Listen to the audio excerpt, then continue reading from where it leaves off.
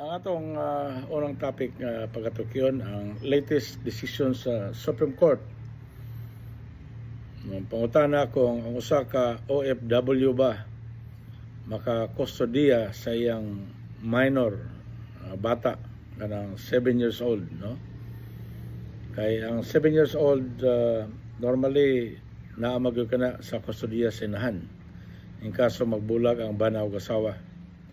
Now ang question is, suppose moadto sa lain nasod ang inahan kay manginabuhi isip OFW, naabay iyang katungod nga magkustodiya sa iyang minor nga nagpuyo sa iyang inahan o amahan, meaning the grandparents of the minor.